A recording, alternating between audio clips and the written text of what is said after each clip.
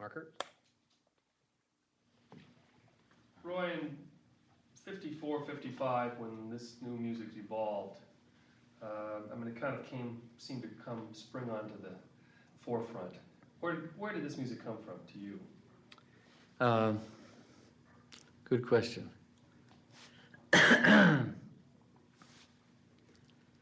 I first became aware of a sort of a strange music or a new music or new excitement and vitality in music, I think when I went to the University of North Texas, University of North Texas in 1954.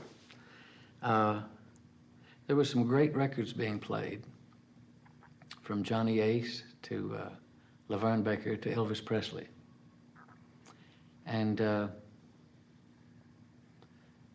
that'd be the fall of 54, 55. And I couldn't quite put my finger on it, but I went back home during the holidays from the university, and we played a thing at a honky-tonk in West Texas. And I thought it was coming up to midnight for the new year, and someone requested Shake, Rattle, and Roll. And I didn't know that, but I knew part of it. So at the bewitching hour, we started playing Shake, Rattle, and Roll. And according to my watch, I looked at the clock on the wall, and it said about 9 minutes till. So I was trapped into doing 9 minutes of Shake, Rattle, and Roll. By the time that was over, I was converted, so to a strong backbeat. I think that's when the rhythm caught up with the blues and the melody and everything. It was terrific.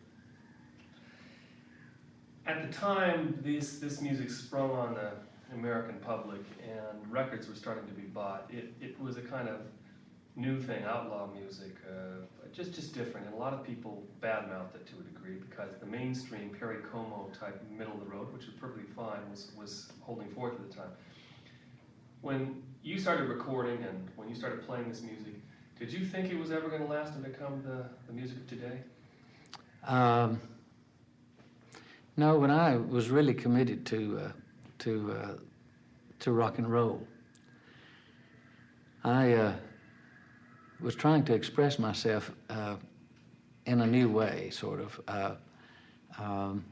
We all were, Elvis and myself and everybody at Sun Records and at Chess Records and all the independents seemed to spring from the independents and not the major labels.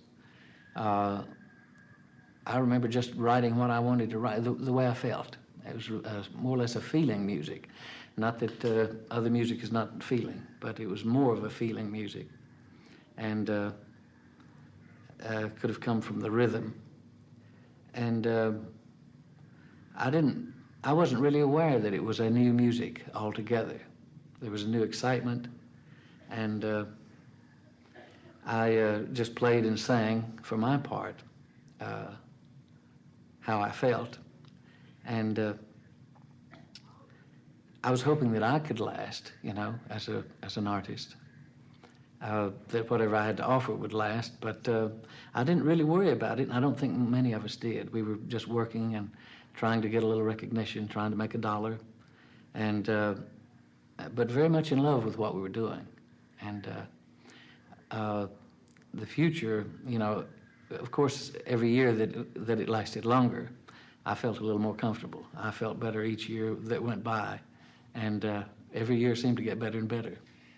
Sun Records was one of the birthplaces of a sound that influenced the entire country and the entire music scene. And you were there in those days. What was it that Sam Phillips had at Sun Records that created this mushroom? Sam Phillips started recording black artists in about 1952-3, and Elvis came by and wanted to make a record for his mom, and so I don't know whether Sam even knew it or not. He had a good feel for things. He had a good sense of what sounded good and what moved people. But by the time I got there, which was 1956, Elvis had already recorded an album which was sold to RCA. And so he was gone from the label, not gone from Memphis. We did meet my first tour. But the thing at Sun was, it was like a workshop, which was rare in those days. There was a small workshop in Clovis, New Mexico, where Buddy Knox and Jim Bowen and Buddy Holly worked, and where I made my first record. And at Sun, it was the same thing. You could go in and try to make a record. And if it was exciting enough, well, you know, it was released. Now, Sam's advice to me, and I think to most of his artists, he would bring out an Arthur Crudup record, or he'd bring out Mystery Train, or That's All Right. And he said, sing like that. And what he meant was sing with that much enthusiasm and that much feeling. And he didn't explain it that way. He said, sing like that. And of course, I couldn't sing like that. None of us could. But we sort of got the message. And it was a good place to be at the time. Wasn't really big time, but and from our point of view, there were other strongholds, other small places like New Orleans and Chicago making good records. You know, we looked to those other places as well, and it was just a good place to go try out things. When you first started, I mean, Ooby Dooby was your first hit, I mean, regional hit, but you know, it put you on the map in a way. And it was more of a rock and roll type feeling, up-tempo. And of course, the ballad is what really, you know, you defined your style with. And when you were at Sun and they were singing, were they sing in a certain way? I mean, were you singing the kinds of things that you wanted to sing there, or were you singing to, you know, at the beginning to fit into a trend? I felt very inhibited at Sun because rock and roll was so new to me that, and I had this craving to do love songs or sentimental things or romantic songs with a beat, though, you know, something with a medium tempo. But each time I would try that, why, I remember as Sam Phillips was making records, a young guy came by named Jack Clement, and he was engineering when Sam didn't. And he was there when Jerry Lee Lewis came by to make a record, and they, that afternoon, cut a record called Whole Lot of Shaking Going On. But anyway, I went to do about my third record for Sun, and I sang a few songs, and Jack said, look, Roy, he said, you'll never be able to sing a ballad. He said, forget about that, and let's just go with, you know, this rock and roll, rockabilly stuff. And I see Jack from time to time, and he said, you still trying to sing a ballad, aren't you? So, no, I didn't feel comfortable at Sun, and I think well, the thing was that when I got to Monument Records, for instance, and they let me do what I wanted to do, we started having success immediately, a big success.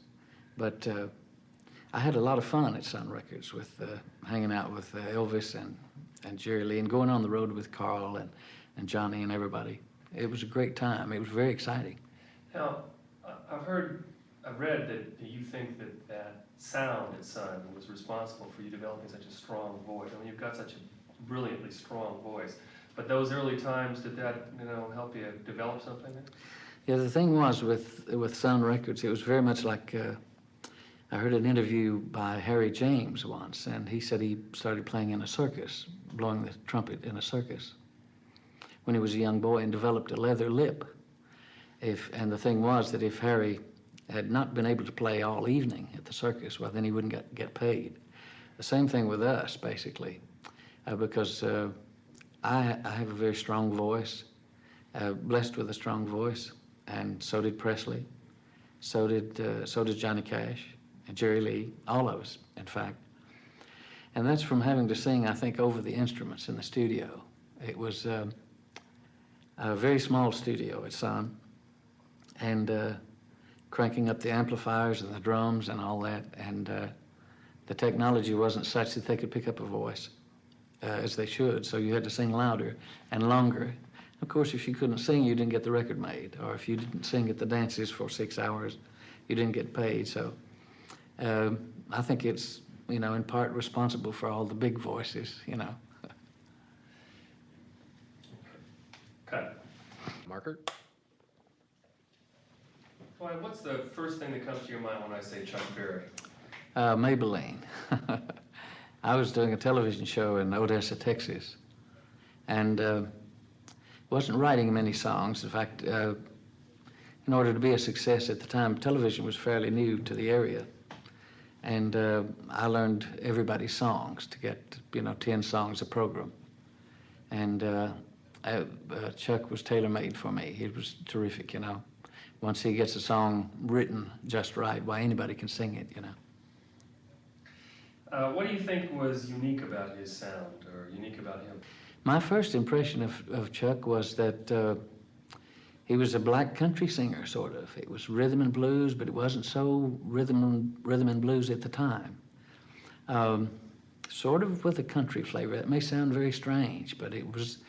I still feel that way. I still feel very strongly that Chuck might have been a mixture of first rock and roll, rhythm and blues, and then some country.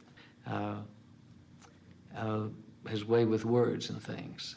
But I learned all of his songs, and I was in Odessa, Texas in '55 and '6 when Elvis came to town, and he sang Maybelline, and we sang Maybelline, and we'd go play dances or jamboree things. Everybody sang Chuck's songs, you know, then and now, and yeah, it was you know, something that you didn't question. You didn't say, well, I wonder if that's going to be a hit. Nobody ever did. We just learned them and started right in, you know. What's your favorite Chuck Berry song? My favorite Chuck Berry song oh boy, that's a good one. Could be Memphis, but I mean, how do you leave out Sweet Little 16 and all that, you know, all that clever stuff, and Nadine and all that. All of them are my favorites. What, the coming out of Texas, and at the time, the emergence of this music, which is really a combination of white and black music, and performers starting to mix and play in the same concerts and so forth. What was that like? You know, as a singer and a songwriter and all, the impact of black and white artists and Latin American artists and all, it wasn't strong with me. I mean, I didn't know any difference. I used to go wherever somebody was playing music, I'd sit down and be at home and feel good about it. I think that's I think the mixture made the music. I think the different influences made the music and made it exciting. I remember touring all over the country in '56. We drove by station wagon and Cadillacs and all, but no big buses or flying. We'd drive everywhere and play all these shows, and there didn't seem to be any difference in the North and the South, the East and the West. The audiences loved us all. It was terrific. One of the things that I'm interested in, because when you first start playing, at the very beginning, whether it's when do you go professional, when are you amateur, and so on, day jobs, musicians, and was there some work that you did before you started playing music as a profession? I tried all kinds of jobs. I always knew that I would be a singer. And my father asked me when I was about 6 or 7, you know, if I was going to be a policeman or a fireman or what. I said, no, I'll be a singer. And but I tried everything. I was a paper boy. I sacked groceries. I worked for the county. Shoe shine boy. And then between high school and college, the first year, I worked for El Paso Natural Gas Company in Texas, and very hard laboring work. And that spurred me on to greater things, to inspired me to be a singer, a good one, because I didn't enjoy that at all. But I tried the jobs, and I really always wanted to be just successful enough that I wouldn't have to work, that I could write songs all day. And then, of course, more success, and then I wanted to be a hit recording artist, and then I wanted to be all things. But no, I left the day jobs behind a long time ago. Influences on you, musical influences on you. My musical influences would go back all the way to, in the early days, to country singers like when I was 6 years old or so. Roy Acuff, Ernest Tubb, Bob Wills, all the Texas thing. Growing into, almost nearly everybody influenced me. I loved music from such an early age. The big songs of the day were Born to Lose, and as I got into to junior high, there was people like Lefty Frizzell and Perry Como. And then into high school, it was Shaboom by the Crew Cuts and Eddie Fisher. And then it sort of swung into Mint Julep and things like that, into the Bill Haley, Chuck Berry, Elvis Presley thing, which is still with us. It seems to have all come together at the right time for me. I've been in on all of it, seems to be. Trademarks. When you think of Roy Orbison, you think of that incredible voice, and you also think of the sunglasses. Where did they come from? I was flying to Alabama in '63 for a show, an outdoor show, and I left my clear pair of glasses on the airplane. So I just had the shades, and so I was very embarrassed to go on stage in '63 in Alabama. The sunshades. But I had to go on anyway, and I need the glasses to see, so I used them. And then I flew to New York and then on to London for a tour with a group called the Beatles. And all I had was the sunglasses. So the tour was such a success, and we did so well. I think internationally it made the Beatles and made me a big star. And I had the dark glasses on in the pictures, so a sort of instant image, not something I designed though, because I was a bit embarrassed about it. But it sort of stuck with me, and so now when people expect to see me, they expect the glasses, so sort of stuck with it. What do you think the basic element is of rock and roll? What is that core thing that makes it different than other music and has made it survive? I think the rhythm. You wouldn't have anything if you just had rhythm, but without the rhythm, I remember all the early country songs that I heard. It was a rhythm, built-in rhythm, but not drums and things like that. And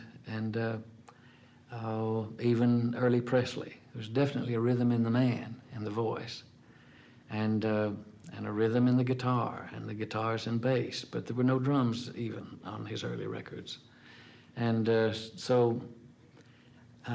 the rhythm has to be all the way through you, and then comes the melody. After the melody, then the lyric, I think. It all has to stand up in turn. If it doesn't have a good beat, then you're not going to get anybody to listen. And then if it's not catchy or not a good melody, it won't hold up. People will forget it. And then as they listen to the lyrics, they have to hold up. They have to mean something, be meaningful. And I think that's the progression of the way the sound is, the way it hits me anyway. In terms of stage performance, and I know in the early days of Sun, the whole thing of rock and roll, there was a different sense when, it wasn't like going to a concert with a baby grand on stage and a crooner standing at the microphone. There was a different, more active performance style. How did that evolve? I had played shows for many years before I became a professional. We would play things like the Sandhills Jamboree. I then got on television and played dances. And then I went on tour. And it was very, very strange because all of a sudden, I mean, just from one week to the next, almost, people started tearing your clothes off. They started jumping up and down and dancing in the aisles and going crazy over this music. And the thing was, the more excited the audience got, the more we played, the harder and faster and louder and more wonderful we were. So it was sort of I don't know, there was no inhibition. I used to dance all over the stage, you know, to go crazy, and so did the audience. It was a bit scary if you played for a few thousand people and they got a hold of you. It was very scary, in fact, but it was wonderful. To this day, when I perform live, I like people to let me know they enjoy it, and I let them know in turn. So. Great. That's it. Roy, there's a kind of common thread that flows through a lot of artists or singers, songwriters at the beginning when they enter the world of the commercial world. And you write as a love, and then of course you've got to learn how to go out there and sell it, and in wanting to sell it so badly, sometimes you sell it cheap. At the very beginning of your career, was it tough to break into this business? And in fact, do you think that was it learning by hard knocks? First turning professional and wanting to get paid for things, it always came second. I think to most artists it does come second. But then you would like for it to come, and sometimes it doesn't. I remember that there were a lot of thieves around when I started in the business, and I'm sure any artist would say the same thing. But cheaply is the word. Yeah, you sell yourself very cheaply.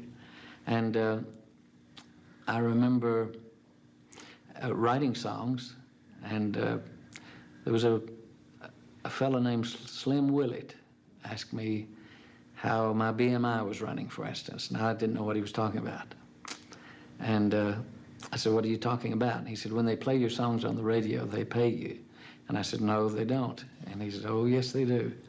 So things like that. I mean, I went, and then I told Carl Perkins. I said, you know, when they play Blue Suede Shoes on the air, they're supposed to pay you. And he said, no, they're not. And I said, oh, yes, they are. So then we raced back to Memphis to talk to Sam. But also, we were getting like 3% at Sun. Everybody else was getting 5. Chuck was getting 5, I think. So it's a very difficult thing. I couldn't feel any more for a young new artist, you know, coming into the business or going into the business than I do. It seems like in your enthusiasm to get to be noticed and for people to take you seriously at what you're doing, you have to give up nearly everything that you're entitled to. But if you stay in it long enough and keep your ears open and nose to the grindstone and take your knocks and accept a few things, then eventually I think all good things come to you. You need to beware when you begin, though. As an artist, and I consider a great songwriter, I mean, you had a circuitous route. I mean, you came to Sun and played rock and roll, and then weren't satisfied artistically, and I'm sure, as you said, people say you'll never be a ballad singer. What went into, and how did you come to writing Only the Lonely and Crying and Running Scared and all those great songs? West Texas is a very lonely place. There's not much to do in West Texas after football season. So I would write songs, and we didn't live in a big house where I had a room to write a song, so I would go sit in the car and write songs, and that's where I wrote Only the Lonely. Good friend Joe Milson and I wrote this song in a car out in front of my house. And I don't know, I think it was, and it wasn't for money. It was just writing for the love of writing. And the same way with same way with most of the early songs. And I think it continued all the way through Pretty Woman, even to today. But the thing was, the songs became recognized and became #1 hits, some of them, and eventually standards, some of them. But writing Running Scared, for instance, it was just, it took us about 30 minutes at the most, and not too long to record it, and it was #1. And then Crying was the next thing we wrote, because the pressure was that we had another record coming. We had to write a song for the next record. And I remember early in my career traveling with people who had just one hit record, and I had none. So, but they would sing, if they had a hit record about, anything, a pair of pants, then the next song would be about a pair of socks, and the next tune would be about a shirt, and the next one about a hat. So I just didn't want to go down the same path, and so we wrote these songs. The thing about being a singer writing a song, you write the song the way you want to sing it, which makes it sound a little different, and it turns out to be your very own. And there's not a lot of stylizing to do as a singer when you go to the studio. You sing it as you wrote it, and you write it as you sing it. So it's sort of of a piece, of a set thing. And but. Let me ask you, on Running Scared, which has to be one of the most unique and compelling ballads I've ever heard. I mean, you were saying, you write it the way you're going to sing it. Well, the way you sing it at the end is, just absolutely floors you when you hear that voice. Now, you couldn't possibly sing that song unless you had that voice. I mean, well, people said on the session when I was recording Running Scared, for instance, I didn't have any formal training as a writer. And so I wrote, I didn't, something high or low didn't make any difference to me. And wrote Running Scared with a high ending, but I was singing it very softly. And when we got into the studio, technology hadn't changed that much. And I remember the producer saying, he said, we're losing the end of the song. He said, if you can't hit that note a little harder, or those notes, he said, we'll lose the record. And of course, everybody heard that in the studio, and I was embarrassed by that and upset and a little bit angry. And I said, run it one more time, please. And so then I hit the note, and everybody looked around, and there were 30-something musicians in that little studio. But those things come with the doing. If you're trying very hard and you're fairly innocent and your motives are fairly pure, then good things happen to you. The good Lord seems to smile on you and give you a little extra each time as you go. So from Running Scared through Crying, which was even more of a vocal experience, all the way through Pretty Woman and all, was probably an evolutionary thing. It was a growth thing on my part. The world discovering rock and roll, and the world discovering Roy Orbison and the songs. I mean, was that a surprise to you? I mean, you do the songs that are hits, and then to go to Europe, for instance, you travel with the Beatles, and to find that they know your work, that your work has influenced them, and that there's a second generation of your work. It's very gratifying as a songwriter to see that the songs have held up a good while, and as an artist to be recognized in Europe and Australasia and foreign climes. It's at the time I was writing and singing and touring, I didn't think about that. I didn't think of posterity and didn't think of the lasting impression or the influences that might be generated. Just kept going and doing, and with a certain amount of excitement and a certain flair and a lot of luck, just kept going. But it's wonderful to see. These days, if a song lasts 20 years, you've pretty much got a standard. And as a writer, to hear other people do your songs, like I'm sure Chuck would appreciate people doing his songs. It's just a wonderful thing that it's a one-time thing for you, and then you hear a new generation and someone else and all different variations and versions of songs. It's wonderful. again, at that period of time with Chuck Berry and what he represented to artists and also just in terms of a general audience, what do you think, just in terms of summing him up, what do you think his contribution is? I think Chuck's contribution, for me at least, he's the first songwriter-singer that I know of. There were others, but not with that much rhythm and that much, the way the lyrics rolled off the tongue, the way they stabbed, the way they cut, and the way they sort of seemed to lay there with the drums, all the lyric. It's just a free-form expression. You couldn't find an earlier example of a singer-songwriter, guitarist. And he did the same thing with the guitar that he did with his voice and with his writing. A complete person. I've seen Chuck, we've toured together, and Chuck comes out by himself. There's another group there, but Chuck's always by himself, and that's all he needs is himself. And the other's just icing on the cake. The first great songwriter, singer, guitar player.